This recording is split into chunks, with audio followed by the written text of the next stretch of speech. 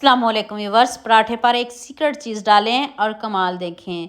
ना ही ये अंडा है, ना ही ये मैदा है, लेकिन यकीन करें आप बग़ैर सालन के ये पराठा खा जाएंगे। जितनी मज़ेदार और यूनिक ये पराठे की रेसिपी है। तो चलें शुरू करते हैं। सबसे पहले हम मसालों की भुनाई कर लेते हैं। 1 चम्मच आपने साबुत धनिया लेना है, इसको आपने रोस्ट करना है। जिस चीज़ में भी आप इसको डालेंगे ना, पराठे में डालेंगे तो उसका टेस्ट दुगना हो जाएगा। इस बात को अपने जहन में रखना है। तो हल्की सी खुशबू आने लग जाए फिर हम इसको प्लेट में निकाल लेते हैं। देखें 1 चम्मच काफ़ी है।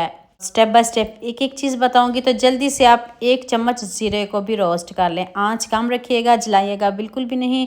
बस हल्की हल्की खुशबू आने लग जाए तो तब हम मसालों को प्लेट में निकालेंगे और फिर मैं आपको बताती हूँ कि आपने इसका क्या करना है। जल्दी से हम ज़ीरे को भी प्लेट में निकाल लेते हैं। दोनों मसालों की बहुत अच्छे से भुनाई हो चुकी है। तो चलें अब आप इसको दरदरा सा कूट लें। कूट के तो इससे पराठे का जायका दुगना हो जाएगा और फ़र्क आप खुद महसूस करेंगे कि कितना ज़बरदस्त। जब आप इसको कूट रहे होंगे तब भी इधर मसाले की इतनी ज़बरदस्त खुशबू आने लग जाएगी। तो चले दरदरा सा हमने इसको कूट लिया है। तो अब आपने 1 सब्ज़ मिर्च लेनी है और साथ में थोड़ा सा अदरक लिया है। लहसुन बिल्कुल भी नहीं डालना। दोनों चीज़ों को भी हम अच्छे से कूट लेंगे। देखिए कितने अच्छे से हमने इसको दरदरा सा पीस लिया है। अब आपने हाफ़ कप बेसन लेना है। अगर आप 2 पराठे बना रहे हो तो फिर हाफ़ कप बेसन काफ़ी है। अगर ज़्यादा बना रहे हो तो फिर आप 1 कप भी ले सकते हो। अब आपने इसमें चॉप किया हुआ अदरक और साथ में सब्ज़ मिर्च डाल देनी है। साथ में सब्ज़ धनिया भी डाल सकते हो। इधर मैंने 1 चम्मच ज़ीरा डाला है, भून के डाला है। अब इसमें थोड़ा सा नमक डाल दें, थोड़ी सी लाल मिर्च पाउडर और थोड़ी सी आपने हल्दी डालनी है। तो अब थोड़ा थोड़ा पानी डालते जाएं और इसका हमें एक बैटर सा चाहिए। तो बहुत पतला भी नहीं करना और बहुत गाढ़ा भी नहीं बनाना। कितना बनाना है अभी आपको बता देती हूँ। वीडियो को आप पूरा देखिएगा और जल्दी से मेरे फेसबुक पेज को भी फॉलो कर दें और साथ में मुझे यूट्यूब पर भी कमेंट कर दिया करें। ये आपकी तरफ से प्यार होता है, मोहब्बत होती है, इनाम होता है। इस तरह का हमें बैटर चाहिए, बहुत गाढ़ा भी नहीं और बहुत पतला भी नहीं। अब मैंने एक पेड़ा लिया जो हम रेगुलर रोटी बनाते हैं वही है। तो थोड़ा सा मैंने मैदा स्प्रिंकल किया है। तो अब इसको बेलते हैं। बेल के बहुत बड़ा कर लें, जितना मर्ज़ी इसको बड़ा कर लें। तो इसके ऊपर सबसे पहले हम ऑयल या घी लगाएंगे। अगर आपके पास घी है तो घी से बनाइएगा, मैंने ऑयल में बनाया। उसके बाद मैदा मैंने डस्ट किया हल्का सा, ऊपर से मैदा स्प्रिंकल कर दें, चिली फ्लेक्स स्प्रिंकल कर दें और कसूरी मेथी है तो वो भी आप स्प्रिंकल कर दो। तो अब आपने इसके प्लेट्स बनाने हैं। इधर वीडियो ध्यान से देखिएगा। और हाँ, मैं आपको याद दिला दूं, अगर आपको मेरी रेसिपीज़ पसंद आ रही हैं तो सबके साथ शेयर भी कर दें, लाइक भी कर दें और खूबसूरत सा कमेंट भी कर दिया करें।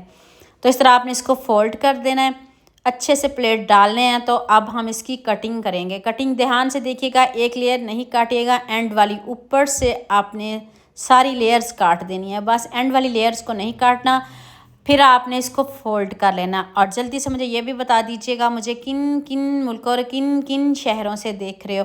मुझे बहुत खुशी होती है जब आपके फेसबुक और यूट्यूब पर खूबसूरत से कमेंट पढ़ती हूँ। आप सबका खूबसूरत कमेंट करने का बहुत बहुत शुक्रिया। और आप सबके लिए भी दिल से दुआ है मेरी, आप भी हमेशा खुश रहिए और हमेशा मेरे साथ ऐसे जुड़े रहिए। दोबारा से थोड़ा सा आपने मैदा डस्ट कर लेना है। बहुत ज़्यादा मैदे या आटे का इस्तेमाल नहीं करिएगा। आप इसकी जगह गंदम का आटा भी ले सकते हो, बेसन भी ले सकते हो, जो आपको इजी लगे आप ले सकते हो। गर्मी है, आटा ऐसे पतला और चिपकता है क्योंकि हमने इसमें ज़्यादा आटे का इस्तेमाल या मैदे का इस्तेमाल नहीं करना। हाथ से आप इसको प्रेस कर लें। ऊपर से जो हमने भुना हुआ धनिया वो डाल दिया है, ऊपर से आप एक प्याज चॉप करके डाल लीजिएगा। अब इसको बेलिएगा, हल्के हाथ से बेलिएगा ताकि जो आपकी रोटी है वो ज़्यादा चिपके नहीं और आपको बार बार आटा लगाने की ज़रूरत भी नहीं पड़े।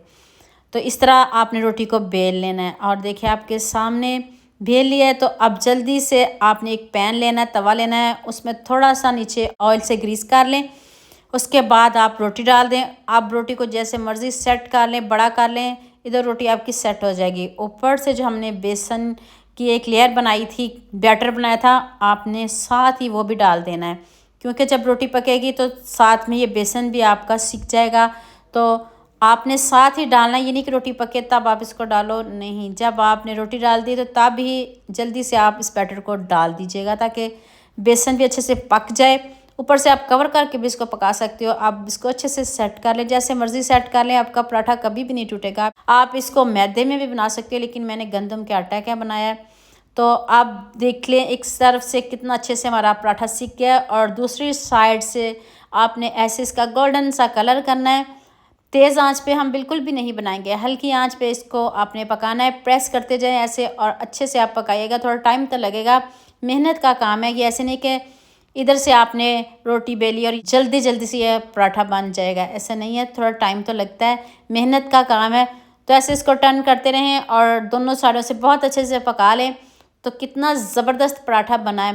अगर आपके घर में सालन नहीं है, कुछ भी नहीं है, अगर आपको सालन नहीं भी पसंद, तो आप ये वाला पराठा बनाएं, इंजॉय करें। साथ में आप दही लें, उसमें आप चटनी डालें, तो वाह क्या मज़ेदार आपको पराठा बताया है। तो आप सबके साथ शेयर भी किया करें।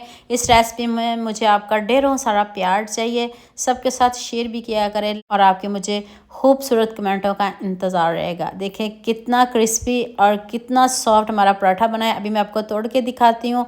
साथ में आप केचप ले लें, दही की चटनी ले लें, जो आपको पसंद हो। आप इसको ऐसे भी खा सकते हो, गर्मा गर्म ऐसे ही खाएँ, तो आपको बहुत मज़ा आएगा, बहुत इंजॉय करेंगे।